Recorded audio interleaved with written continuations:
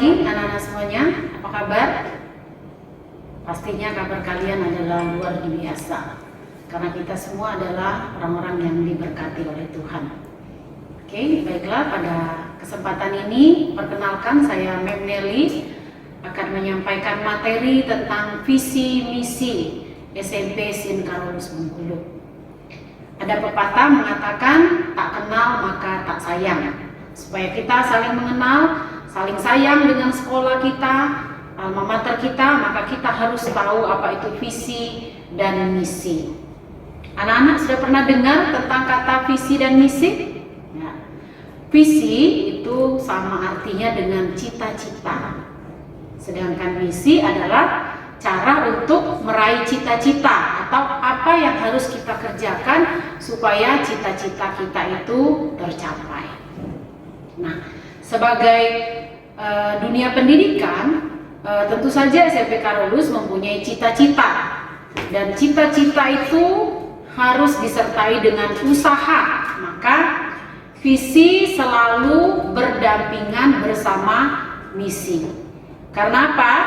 Visi tidak dapat terwujud tanpa ada visi. Saya ulang lagi, misi tidak terwujud tanpa misi. Sedangkan tidak ada cita-cita yang bisa kita impikan, yang bisa kita raih tanpa ada usaha.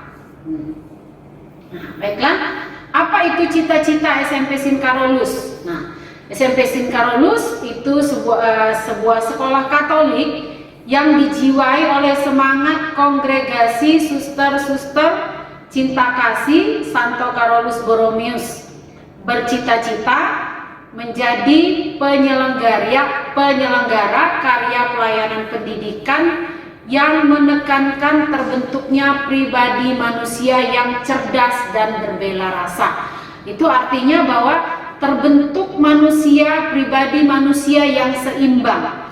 Dia tidak hanya cerdas secara akademik, juga mempunyai karakter yang baik. Nah, kenapa sekolah kita itu dijiwai oleh semangat kongregasi suster-suster cinta kasih Karolus Borromeus atau yang kita sebut dengan Suster CB? Karena yang mendirikan sekolah kita atau yayasan kita adalah para suster-suster CB tadi. Maka SMP SIN Karolus tidak bisa terlepas dari semangat para suster CB dan spiritualitas dari suster CB. Yang menjadi tagline dari sekolah kita adalah edukasi generasi cerdas berintegritas. Artinya generasi yang cerdas baik secara akademik maupun secara karakter. Jadi sekolah kita ini untuk mengembangkan semua karakter yang baik yang kita miliki dan semua bakat yang kita miliki. Nah, bagaimana usaha yang dilakukan oleh SMP SIN Karolus supaya cita-cita tadi untuk menjadi edukasi generasi cerdas berintegritas? Tentu saja karena sekolah kita adalah sekolah Katolik, maka ambil bagian dalam pendidikan gereja Katolik. Kemudian tentu saja karena kita mengejar kecerdasan akademik dan kecerdasan karakter, maka keunggulan akademik sungguh dikejar dengan kualitas pembelajaran serta pelatihan peserta didik senantiasa ditingkatkan, sehingga peserta didik terbentuk menjadi pribadi yang cerdas, mandiri, kreatif, dan terampil. Kemudian berperan serta mengembangkan penegakan hak asasi manusia dan memperjuangkan keadilan termasuk gender. Jadi tidak ada pembedaan jenis kelamin. Oh, kalau dia anak laki-laki, murid laki-laki, dia diperlakukan lebih. Kemudian kalau perempuan dia di kelas nomor 2. Nah, jadi itu tidak terjadi di sekolah kita. Jadi kita mengembangkan, memperjuangkan keadilan, tidak ada perbedaan gender. Semua diberikan kesempatan yang sama untuk maju. Semua diberikan kesempatan yang sama untuk berkembang. Semua diberikan kesempatan yang sama untuk mengembangkan bakat-bakat. Jadi tidak ada namanya perbedaan gender. Kemudian untuk mencapai cita-cita, tentu saja sekolah melakukan koordinasi dan menciptakan iklim yang kondusif di sekolah yang dikelolanya guna terselenggaranya proses pembelajaran, sehingga terbentuk manusia dengan kepribadian yang utuh atau memiliki integritas diri. Sekolah sungguh-sungguh mengusahakan agar peserta didik dapat berkembang semaksimal mungkin. Bapak Ibu guru melakukan pendampingan dalam pembelajaran, baik itu secara klasikal maupun secara individual. Secara klasikal yaitu kita belajar bersama-sama di kelas.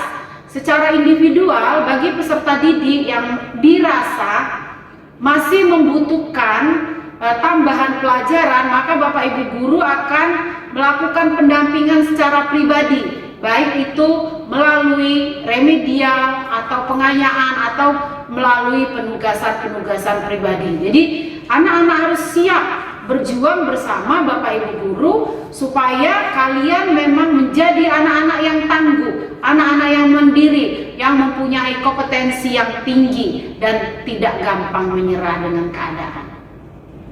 Kemudian mengupayakan agar di sekolah-sekolah diselenggarakan pendidikan tentang religiusitas dan pendidikan nilai, yaitu sikap jujur, adil, dan berwawasan kebangsaan. Nah, di sekolah kita tidak diadakan pembelajaran agama Katolik, tetapi namanya yaitu pembelajaran religiusitas, di mana setiap siswa dengan kepercayaan masing-masing harus mengembangkan dirinya secara utuh. Yang Muslim harus makin Muslim, yang Katolik harus makin Katolik, yang Kristen harus makin Kristen, yang Buddha harus semakin Buddha. Jadi tidak ada yang namanya istilahnya saling mempengaruhi, tetapi anak-anak kita belajar dalam suatu komunitas, menghargai perbedaan. Religiusitas itu artinya adalah secara universal. Misalnya kita belajar tentang keadilan. Keadilan itu dari sisi agama Katolik seperti apa? Kemudian dari sisi agama Muslim seperti apa? Anak-anak harus tahu bagaimana prinsip-prinsip keadilan itu secara universal. Begitu yang dimaksud dengan pendidikan religiusitas. Nanti akan kalian semakin dikembangkan oleh guru pendampingnya. Kemudian mengembangkan semangat persaudaraan sejati dan masyarakat yang majemuk. Sebagaimana anak-anak ketahui dan dari zaman dulu sejak berdirinya SMP Sin Carolus, bahwa SMP Sin Carolus itu tidak didominasi oleh satu etnis, satu suku, satu kepercayaan, tetapi kita ada multi etnis, ada yang dari Jawa, Batak, dan lain-lain. Jadi kita di sini mengembangkan semangat persaudaraan sejati tanpa kita melihat perbedaan, tanpa perbedaan itu menjadi suatu penghalang untuk kita mengembangkan semangat persaudaraan. Kita membangun suatu community, kebersamaan. Salah satu nilai CC5 adalah community. Bagaimana kita belajar saling menghargai, saling menghormati, saling mensupport satu sama lain dengan mengembangkan semangat persaudaraan sejati tanpa kita melihat perbedaan yang ada. Kemudian ikut memperjuangkan, menegakkan keadilan, menciptakan perdamaian dunia, dan menjaga keutuhan. Nah, kalau yang dari SD Carolus sudah pasti kenal atau sudah mendarah daging dengan semangat KPKC, yaitu keadilan, perdamaian, dan keutuhan ciptaan. Bagaimana peserta didik diajak untuk menghargai, untuk menjunjung tinggi nilai keadilan, mencintai bumi kita di mana kita hidup di dalamnya.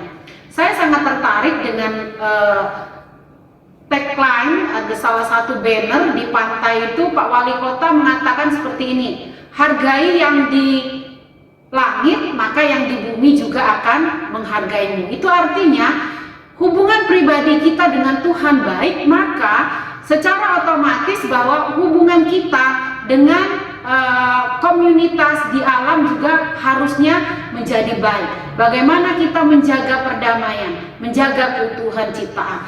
Banyak hal-hal kecil yang bisa kita lakukan, pengembangan karakter.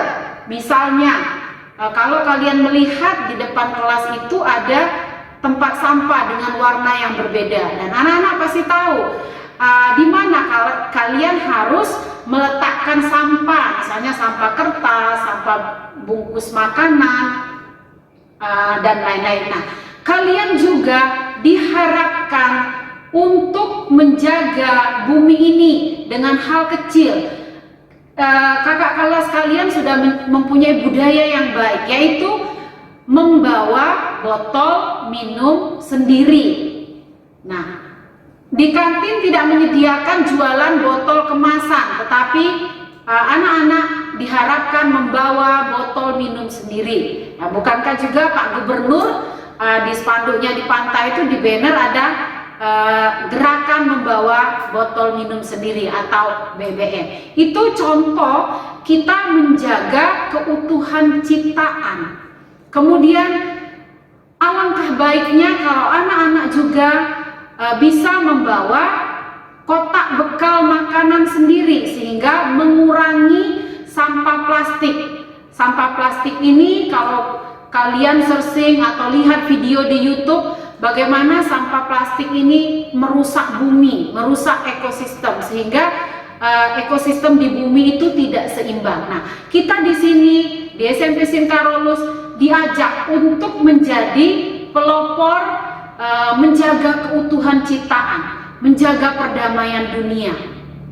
Nah, seperti yang saya sampaikan sebelumnya, bahwa banyak hal-hal kecil yang bisa kita lakukan yang akan berdampak sangat besar bagi keutuhan ciptaan, yaitu tadi membawa botol minum sendiri, membawa bekal dari rumah, atau kalian bisa saja datang ke kantin tetapi dengan menyodorkan kotak bekal kalian, sehingga di kantin juga mengurangi penggunaan sampah plastik.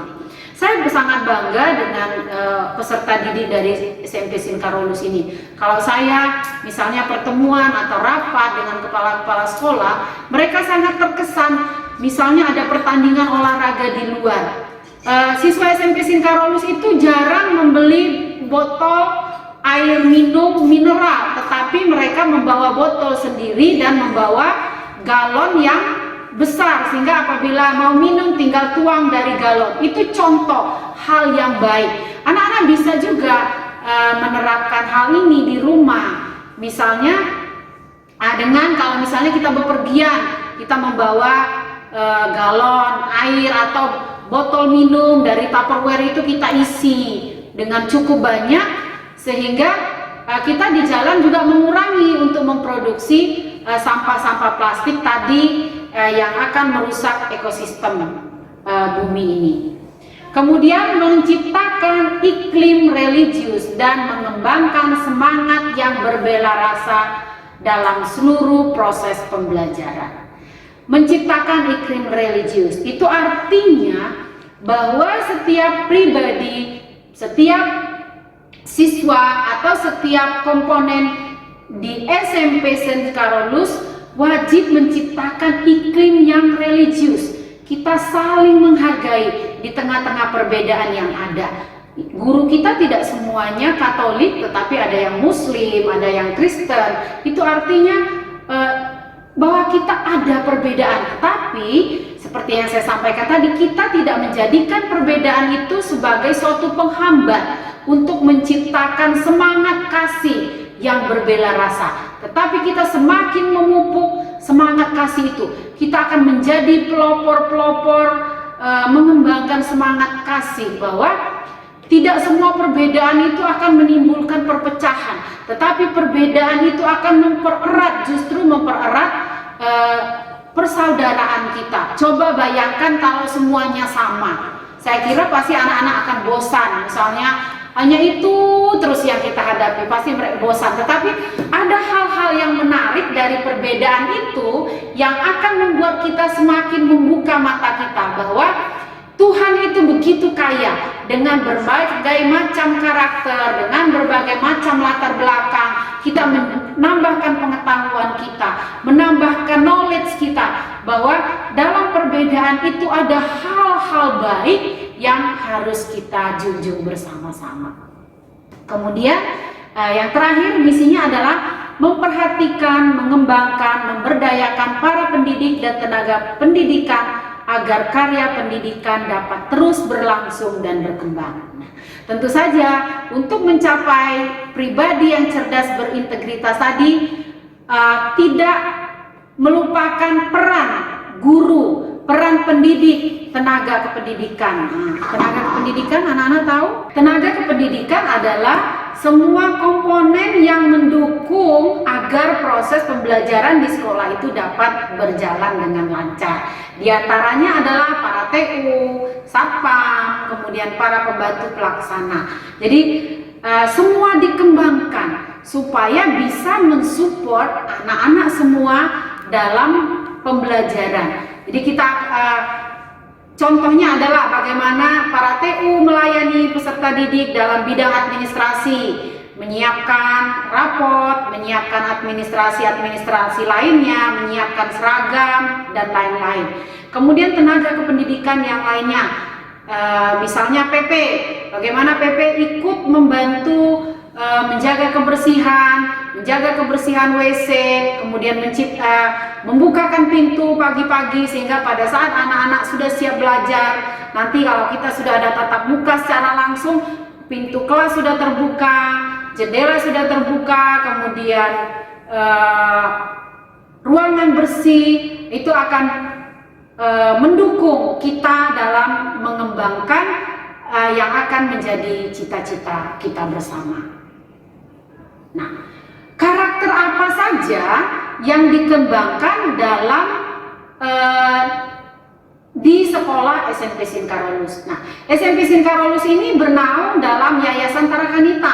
Tarakanita ini mempunyai 59 sekolah di Indonesia dari tingkat PAUD sampai SMA. Kemudian juga ada karya pendidikan di negara lain, yaitu di Timor Leste. Nah, karakter Tarakanita yang kita kembangkan namanya adalah CC5+. C yang paling besar, C pertama itu adalah compassion. Compassion ini menjiwai seluruh C yang ada, yaitu dalam bahasa Indonesia disebut dengan bela rasa.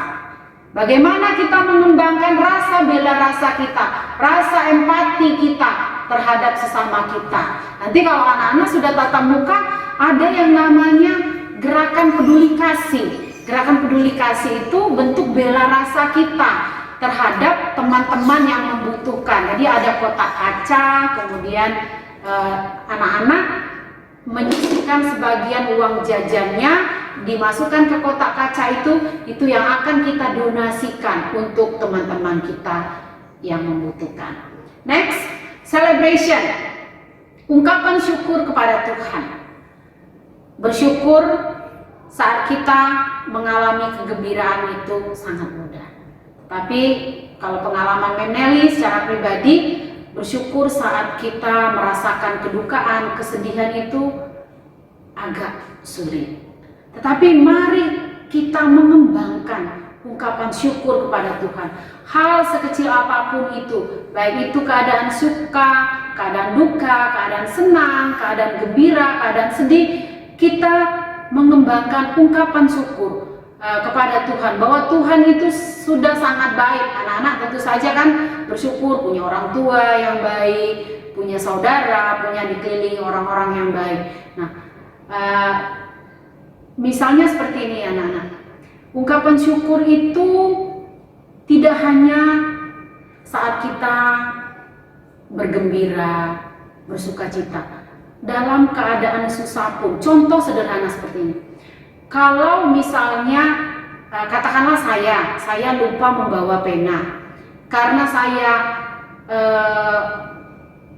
tidak punya teman, maka saya nggak bisa beraktivitas karena saya nggak punya pena itu, misalnya saya sebagai murid. Nah, kalau kita mempunyai teman yang banyak, dengan sendirinya kalau kita mengalami kekurangan atau lupa membawa pena, teman akan menawarkan, ini pena saya, kamu boleh pakai kok hari ini. Nah, itu contoh hal-hal yang baik, ungkapan syukur yang kita kembangkan, bahwa dengan membangun semangat bela rasa, maka ungkapan syukur itu akan timbul di dalam hati kita. Kemudian kompetensi ini berhubungan dengan kompetensi atau knowledge, atau kalau dalam bahasa Indonesia disebut dengan kemampuan. Bagaimana anak-anak harus mempunyai karakter kompetensi, artinya tidak bersifat atau bersikap minimalis. Oh, yang penting saya batas KKM cukup lah gitu. Nah, tidak seperti itu anak-anak. Selagi kita mampu, selagi kita mau, bahwa kita harus mampu mengembangkan kompetensi yang kita miliki. Ada cerita seperti ini tentang bagaimana ada seorang majikan yang memberikan talenta kepada hamba-hambanya atau kepada karyawannya untuk dikembangkan. Ada yang diberikan 1 talenta, ada yang diberikan 2 talenta, 3 talenta, dan sebagainya. Nah, yang 2, 3, 4 dan seterusnya ini mereka pergi, mereka mengembangkan talenta itu sehingga talenta itu berlipat kali ganda. Yang 2 jadi 4, yang 4 jadi 8, yang 3 jadi 6. Tapi anak-anak apa? Yang 1 talenta dia tidak melakukan apa-apa, dia hanya tetap duduk di tempatnya, sehingga talenta yang dia miliki itu tidak berkembang. Nah, sama dengan kita jangan pernah merasa rendah diri, oh saya nggak bisa ini, saya nggak bisa ini. Kita artinya sudah membatasi kemampuan kita. Tetapi dengan kita mau berkembang, pasti kompetensi kita pun juga akan berkembang, bahkan ilmu pengetahuan kita akan bertambah banyak. Sekarang ini zaman sudah canggih, jadi anak-anak bisa searching duluan. Misalnya Bapak Ibu guru menginformasikan, oh besok kita akan belajar tentang uang, kompetensi dasarnya tentang uang. Nah, anak-anak bisa searching duluan, oh uang itu fungsinya ini, kemudian digunakan untuk apa, sejarah uang. Itu artinya bahwa kita mengembangkan kompetensi kita yang ada. Jadi jangan hanya menerima informasi saja, tetapi anak-anak bisa mencari atau seeking information, mencari informasi. Kemudian yang tidak kalah pentingnya adalah daya juang. Jangan gampang menyerah, oh saya nggak bisa, udah cukup sampai di sini saja. Orang-orang yang kreatif, kalau kemarin anak-anak yang dari SD Karolus ikut PJJ dengan Bapak Menteri Wisnustama, itu beliau mengatakan mengembangkan kreativitas tanpa batas. Itu artinya bahwa kreativitas itu banyak sekali, luas sekali. Jadi kita bisa mengembangkan semua apa yang kita miliki dengan daya juang, dengan creativity. Kemudian didukung juga oleh community. Creativity itu tidak bisa berdiri sendiri tanpa ada community. Biasanya dalam kreativitas itu didukung oleh teamwork. Misalnya saya yang punya ide, kemudian Pak Moko akan menambahkan ide itu, mengembangkan dengan pendapatnya seperti ini. Pak Joe juga akan mengembangkan idenya seperti ini, sehingga akan menghasilkan suatu creativity yang luar biasa. Jadi creativity itu tidak bisa anak-anak berkembang tanpa adanya dukungan atau adanya komunitas. Dan yang tidak kalah pentingnya adalah dalam membangun community, creativity, conviction, competence, celebration, diperlukan kedisiplinan. Orang-orang yang berhasil, orang-orang yang hebat biasanya mempunyai kedisiplinan yang tinggi, juga nilai-nilai kejujuran. Kalau orang-orang yang tidak jujur biasanya itu akan susah dipercaya oleh orang lain. Pasti anak-anak punya pengalaman tentang kejujuran. Biasanya kalau kita tidak jujur itu akan gelisah, akan tidak nyaman di hati. Nah, jadi diperlukan kejujuran dan kedisiplinan. Dan yang terakhir adalah KPKC, keadilan, perdamaian, dan keutuhan ciptaan. Itu karakter CC5+ yang dikembangkan di sekolah Tarakanita. Tadi Mem Nelly sudah menyinggung tentang KPKC di materi sebelumnya. Kemudian, apa itu pribadi yang utuh? Pribadi yang utuh itu yaitu tadi mempunyai karakter yang baik dan mempunyai knowledge yang tinggi.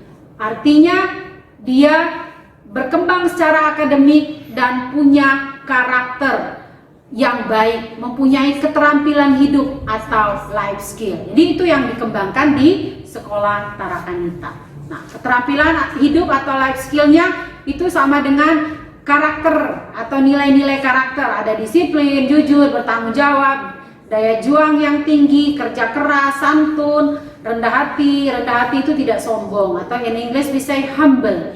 Kemudian peduli, komunikatif, jadi tidak diam saja, mampu bekerja sama, dapat dipercaya. Nah, bagaimana supaya pribadi utuh itu dapat tercapai? Melalui kegiatan-kegiatan yang terprogram. Nanti akan ada sesi bagaimana ekskul di sekolah kita, kemudian pembiasaan hidup yang baik dan keteladanan. Pembiasaan hidup yang baik seperti yang disampaikan tadi, contohnya kita membawa botol minum sendiri, membawa snack box kita sendiri, kemudian membuang sampah pada tempatnya, mematikan air atau listrik apabila tidak digunakan. Itu contoh pembiasaan hidup yang baik. Ingat anak-anak, belum tentu hal ini akan kalian dapatkan di tempat lain atau di sekolah lain.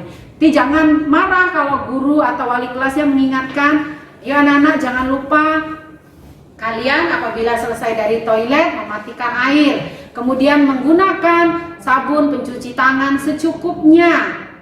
Kemudian apalagi banyak ya, memakai sandal. Jadi anak-anak di kelas itu ada di depan kelas ada sandal loh ya. Itu kalian gunakan apabila ingin ke toilet, kalian mengganti sepatu dengan menggunakan sandal. Apa tujuannya? Yaitu untuk menjaga kebersihan toilet. Dengan toilet yang bersih dan nyaman tentu saja akan membuat kita nyaman juga. Kalau kita nyaman otomatis ya pembelajaran akan berjalan dengan baik. Kemudian melalui keteladanan. Ya, keteladanan kita saling memberi teladan, tidak hanya Bapak Ibu guru tetapi anak-anak juga saling memberi teladan, saling menunjukkan kebaikan-kebaikan yang kita miliki, menunjukkan hal-hal positif yang kita miliki. Jadi begitu anak-anak tentang keteladanan. Next.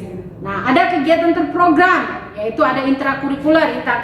Kurikuler itu adalah pembelajaran secara tatap muka, atau sekarang ini karena kondisi belum memungkinkan, itu kita melakukan pembelajaran secara online. Nah, walaupun secara online bukan berarti anak-anak tidak dituntut tanggung jawabnya, tetapi anak-anak saat pembelajaran online ini justru dituntut yang pertama kemandirian, kedisiplinan. Karena apa?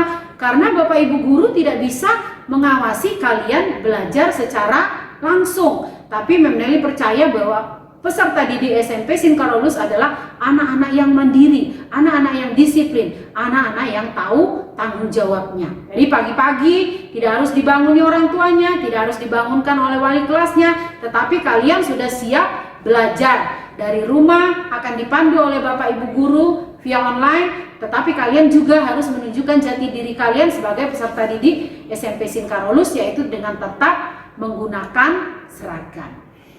Kemudian next, pengembangan diri dalam bentuk ekskul. Tetapi karena situasi saat ini belum memungkinkan, mudah-mudahan di semester 2 kita bisa melaksanakan kegiatan ekskul dan kegiatan kesiswaan yang lainnya. Ada banyak kegiatan kesiswaan, ada lomba, ada pentas seni, kemudian ada kemah, ada upacara, dan banyak kegiatan-kegiatan yang lainnya yang mendukung untuk terbentuknya pribadi yang cerdas dan berintegritas. Nah, kemudian pembiasaan atau budaya. Budaya apa yang kita kembangkan? Ada banyak budaya. artinya tepat waktu. Kalau Bapak Ibu guru mengatakan tugas dikumpulkan paling lambat jam 9 malam, maka anak-anak kalau bisa justru sebelum jam 9 tugas harus sudah segera dikumpulkan. Tidak harus dicari oleh Bapak Ibu guru. Itu bukan karakter peserta didik di SMP Karolus kalau harus dikejar-kejar kemudian. Jujur, kita mengembangkan budaya jujur. Nah, di sini kalau ada yang menemukan uang, biasanya langsung melaporkan guru piket akan mengumumkan. Nah, ditemukan uang di depan kantor TU, bagi yang merasa kehilangan silakan menghubungi gurunya.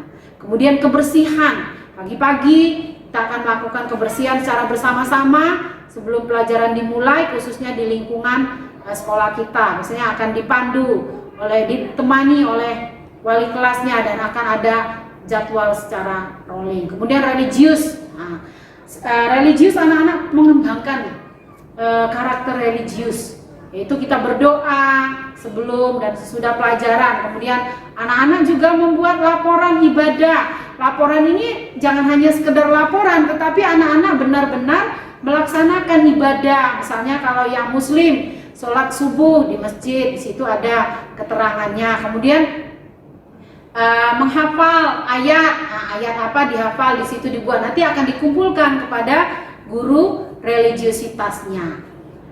Kemudian menempatkan sampah, termasuk memilah sampah. Jadi tadi seperti yang Meli sampaikan, sudah ada tempat sampah yang disediakan, anak-anak harus membuang sampah pada tempatnya. Kemudian senyum, sapa, salam, santun, saling menghormati. Kemudian gemar membaca. Kalau pelajaran sudah secara normal, maka 20 menit sebelum pembelajaran intrakurikuler ada kegiatan namanya kegiatan literasi. Anak-anak harus membaca buku. Bukunya nanti akan dijelaskan oleh wali kelas atau guru bahasa Indonesia buku apa yang harus dibaca. Kemudian hormat kepada sesama, tentu saja kita saling menghargai, tidak merusak, tetapi kita harus memelihara. Contoh tidak merusak adalah kalau kalian melihat dinding-dinding di WC itu bersih, maka itu adalah contoh kegiatan memelihara. Banyak tangan-tangan yang tidak bertanggung jawab di meja, di kursi, bahkan coret-coretan di tembok. Kadang coretannya dengan menggunakan bahasa yang tidak sopan. Nah, hal ini tidak menjadi budaya, tetapi kita menjaga semua fasilitas yang disediakan oleh sekolah. Supaya apa? Supaya berikutnya bisa dipakai. Jadi kita tidak hanya memperbaiki tetapi tidak memelihara. Memelihara justru lebih penting daripada memperbaiki. Kemudian banyak karakter-karakter positif yang lainnya, pembiasaan atau budaya positif yang lainnya yang dikembangkan di SMP Karolus. Nah, di sekolah tadi Meli sudah menyampaikan bagaimana cita-cita, bagaimana yang dilakukan oleh komponen sekolah supaya karakter itu berkembang. Nah, pendidikan itu tidak hanya terjadi di sekolah, tetapi di rumah, di lingkungan, di sekolah. Itu artinya harus saling mengisi, harus saling mewarnai. Kalau anak-anak di sekolah sudah punya budaya yang baik, membuang sampah pada tempatnya, kemudian melakukan kebersihan, mensupport hal-hal baik, maka di rumah juga anak-anak diharapkan melakukan hal yang sama. Jangan di rumah berbeda lagi di sekolah. Kalau di sekolah piketnya rajin, kemudian membuang sampah pada tempatnya. Tapi kalau di rumah sampah-sampah diselip-selipkan di antara lemari-lemari pakaian. Nah, itu justru akan kelihatan gapnya. Oh, anak ini akan baik di sekolah tapi tidak punya karakter yang baik di rumah. Jadi harapannya itu tidak terjadi. Jadi budaya yang baik di sekolah harus kita bawa di lingkungan rumah, di lingkungan masyarakat, sehingga kita akan menjadi berkah bagi banyak orang, bahwa kita membawa nilai-nilai kebaikan yang kita miliki, sehingga orang lain juga akan melihat hal yang baik dan mereka tentu saja akan melakukan hal yang sama karena melihat bahwa peserta didik Karolus itu adalah anak-anak yang mempunyai karakter yang baik. Contoh di angkot misalnya. Nah, Kalian bagaimana berlaku sopan dengan sesama teman di angkot atau dengan orang tua, itu juga akan menjadi budaya yang baik, akan menjadi contoh yang baik. Karena apa anak-anak?